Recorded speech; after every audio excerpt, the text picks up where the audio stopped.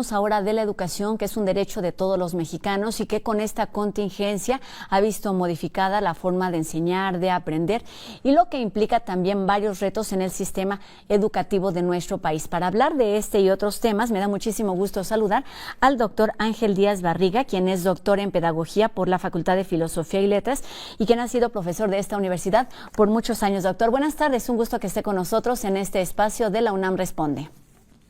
Rosa, muy buenas tardes al auditorio. Doctor, pues comencemos. Una de las primeras acciones cuando se dio a conocer este tema de la contingencia y de la pandemia en nuestro país fue precisamente el de la educación y bueno, fue a partir del 23 de marzo, que las escuelas se cerraron. ¿Cuál es el panorama de la educación hoy en día en nuestro país en relación con esta contingencia sanitaria? Mira, yo diría que es la primera ocasión en nuestra historia y probablemente en la historia mundial que se suspenden masivamente las actividades escolares. Te daría un dato nada más: 1.370 millones de estudiantes, esta pandemia los ha llevado a su casa y los ha dejado sin escuela. Entonces, todos los sistemas educativos, y ya refiriéndome al sistema educativo mexicano, estamos en la necesidad de preguntarnos qué es lo que tenemos que hacer frente a la educación.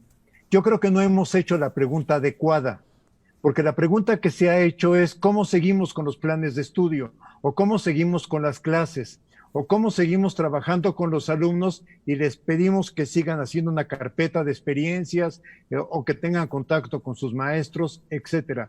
Me parece que la pregunta tendría que ser otra: ¿cuál es el papel de la escuela y hasta dónde la escuela no está cumpliendo su papel, se ha alejado de su papel?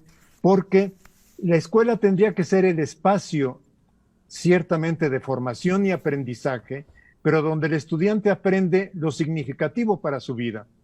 Entonces, yo veo como un cierto error el decir que siga el plan de estudios como si no hubiera pasado nada. Ha pasado y ha pasado mucho. Y lo que ha pasado es, hay una pandemia global. Entonces, pandemia global podría convertirse en objeto de estudio y de aprendizaje de todas las ciencias y de todos los grados que estudian los estudiantes en la escuela. Efectivamente, doctor, esta pandemia obliga a replantear las formas de aprender y de enseñar, y en este sentido me gustaría que nos hablara también de las posibilidades, de las herramientas y de la efectividad de tener una educación a distancia, porque es posible y sucede en algunos grupos, tanto en nuestro país como en distintos países y en universidades importantísimas. Entonces, ¿le parece si hablamos de este tema, de cuáles son las posibilidades y las herramientas, porque también hay ventajas en esta transformación? Bueno, primero yo diría, en el caso mexicano estamos trabajando con 3 estrategias: educación a distancia digital o mediada por tecnología, educación a distancia por televisión educativa y educación por radio. O sea, si bien se le ha dado muchísimo más, yo diría, reflectores a la parte digital, a la parte de tecnologías, me parece que es la que en este momento tenemos menos condiciones para desarrollar. Okay. Esto es, no se trata de colocar a un profesor de un lado del monitor y pensar que del otro lado van a estar estudiantes escuchándolos. Eso lo sabemos hacer en el salón de clases. Eso no sirve cuando utilizamos el medio tecnológico digital. La pregunta es, ¿México está capacitado? Yo diría, no necesariamente la respuesta sería sí, porque saber moverse en una computadora, saber usar determinados programas en una computadora, no habilita a una persona para hacer trabajo de educación digital. Yo pondría un ejemplo.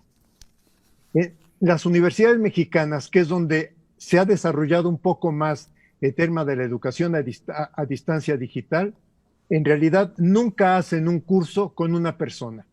Siempre es un especialista en la materia, en biología, por ejemplo, un especialista en didáctica que aborde el tema de cómo graduar el proceso de aprendizaje del sujeto, y un especialista en manejo de diseño tecnológico. Okay. Y si no se juntan estos 3 especialistas, no se logra hacer un programa mediado por tecnología a distancia.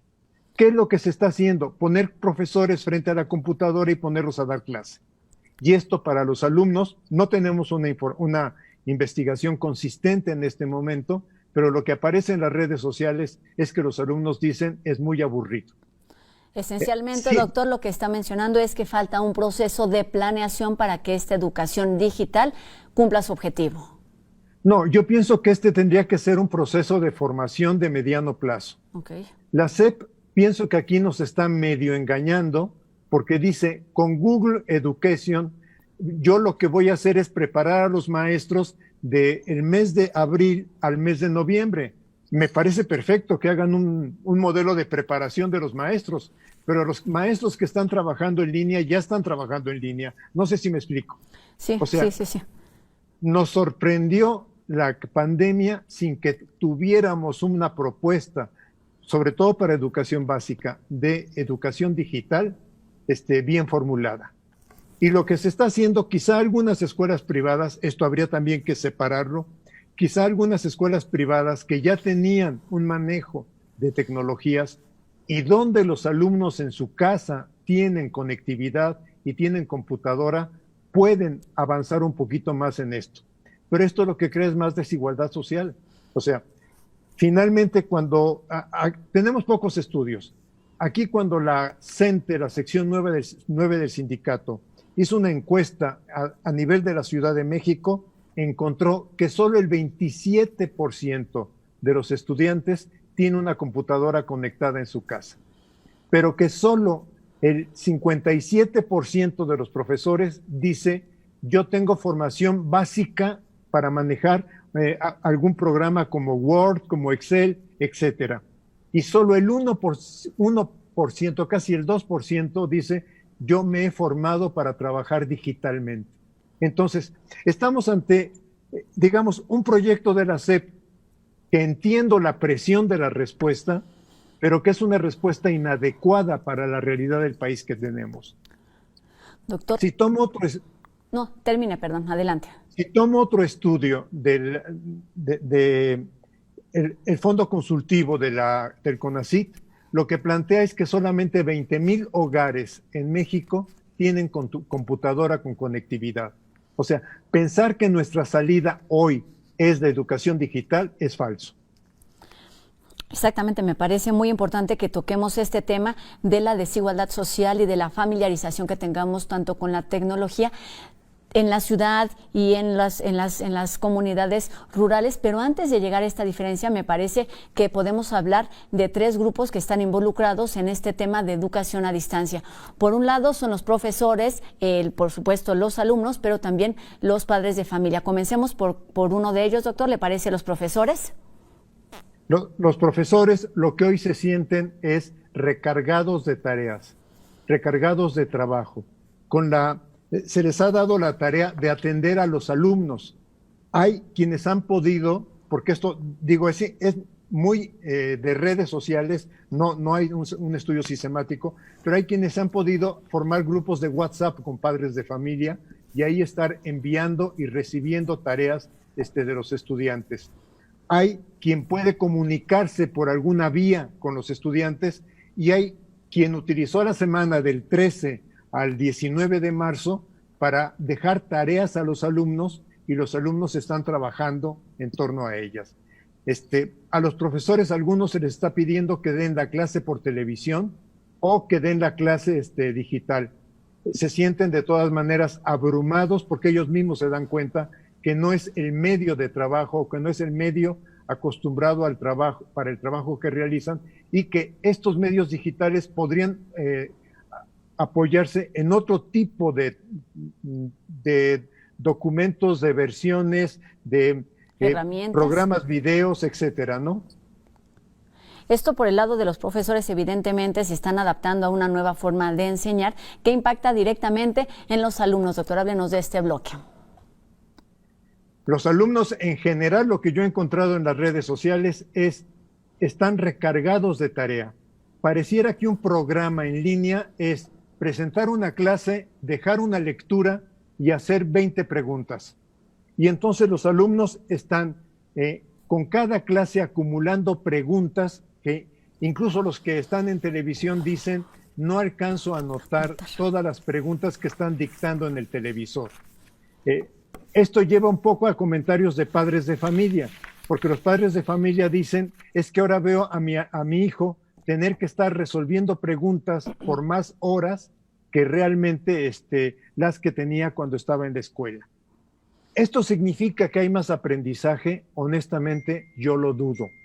Yo lo dudo porque en este contexto, en realidad, la preocupación de la autoridad educativa ha sido cumplir con el plan de estudios.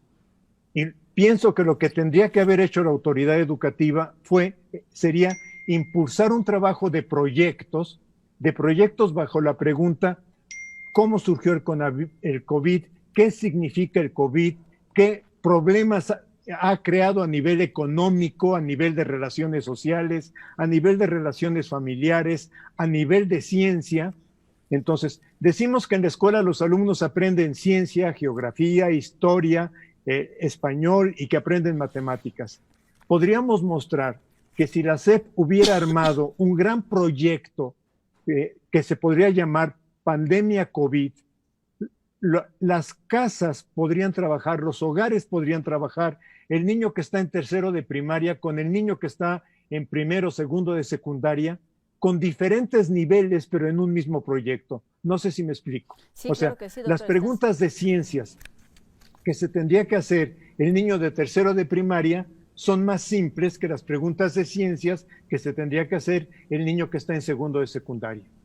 Pero los dos hermanos estarían trabajando en conjunto y el proyecto sería un proyecto de hogar en donde podrían consultar lo que puedan en redes, lo que puedan con sus adultos, lo que puedan que capten en radio o en televisión.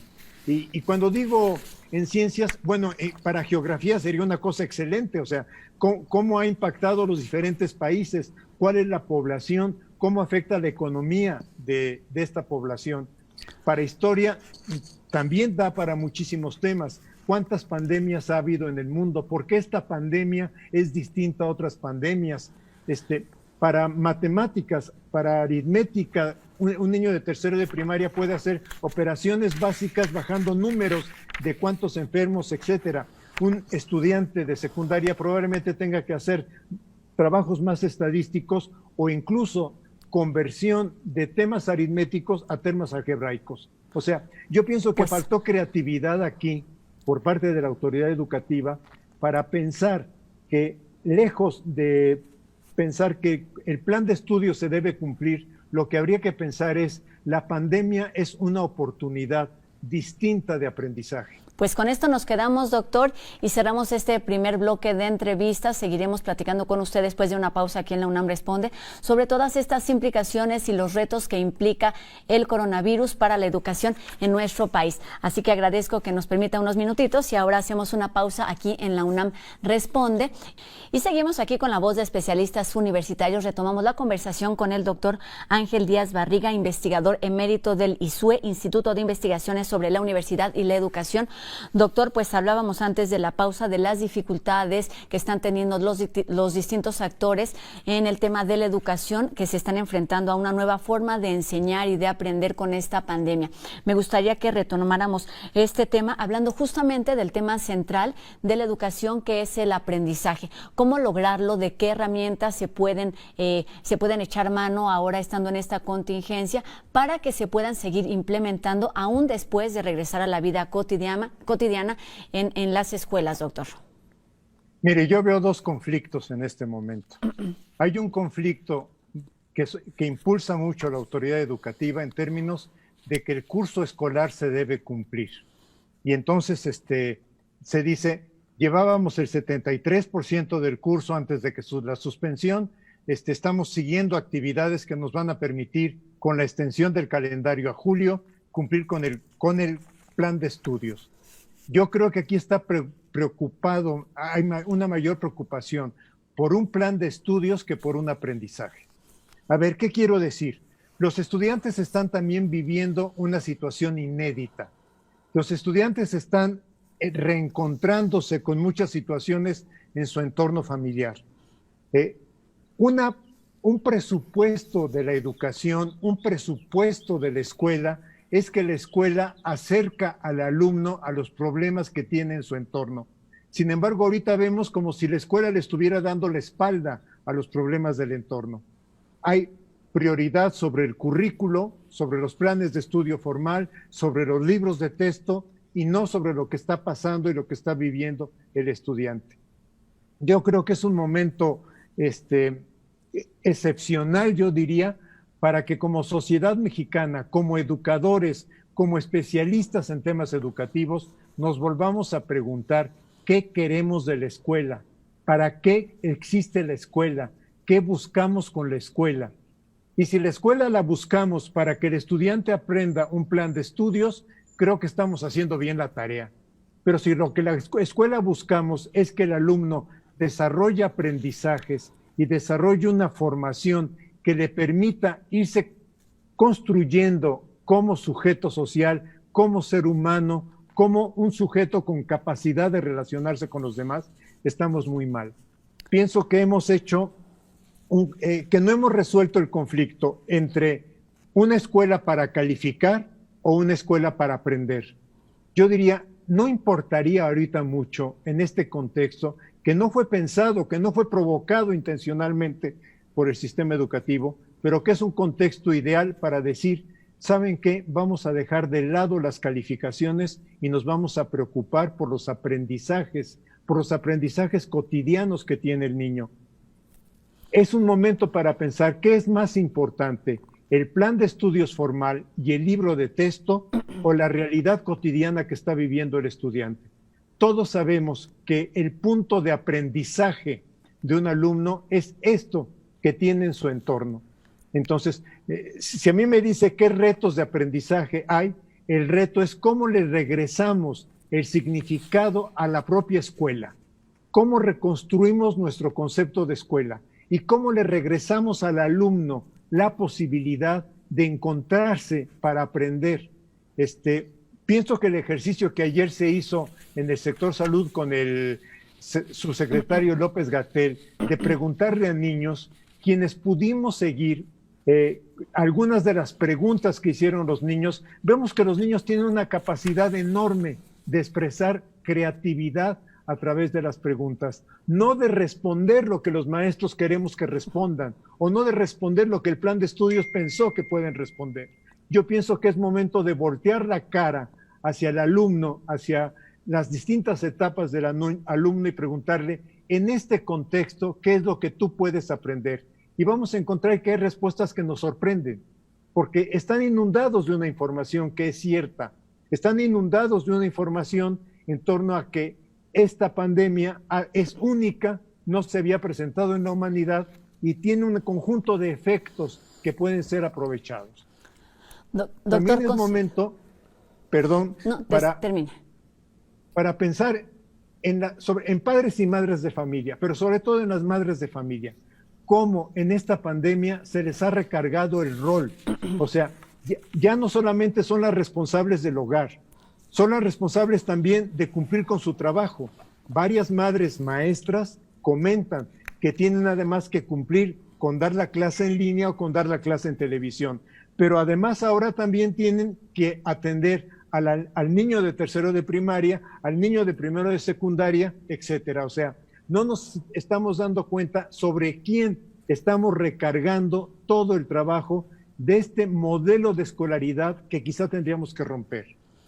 Doctor, pensamos entonces en los tres actores, tanto profesores como alumnos, como padres de familia, saturados por distintas actividades, dada la contingencia y la situación de crisis que nos tiene fuera de nuestra vida cotidiana. Teniendo este contexto y además considerando la experiencia que usted tiene dentro de los estudios de la universidad y de la vida académica, ¿cuáles podrían ser como los datos o los retos más urgentes, los temas, más que retos, cuáles son esos temas urgentes a considerar durante esta etapa para que no sea justamente un tiempo perdido, sino sea como un tiempo de reflexión y de aprendizaje? ¿Cuáles son esos temas en los que se debieran ocupar las autoridades, sí, del país, pero también la comunidad educativa en todos los niveles?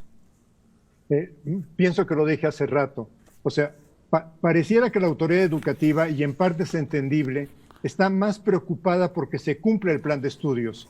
Y pienso que es el momento también en donde tendríamos que analizar qué, como sociedad, qué queremos de la escuela, para qué se creó la escuela después de la Revolución Francesa, para qué crearon la escuela los sistemas educativos. O sea, si crearon la escuela solamente para entretener y tener a los niños un momento, o si crearon la escuela para que sea un espacio real de aprendizaje.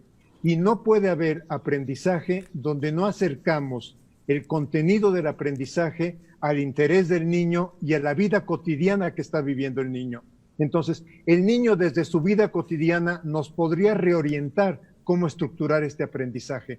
Esto significa que quizá todos los especialistas, incluyéndome, de que podemos decir, a ver, hagamos el plan de estudios en matemáticas así, o en español así, o en química así, volteemos el asunto y empecemos a ver ¿para qué sirven las matemáticas a un niño de tercero de primaria? ¿Qué necesita aplicar de la química un estudiante que está en tercero de secundaria?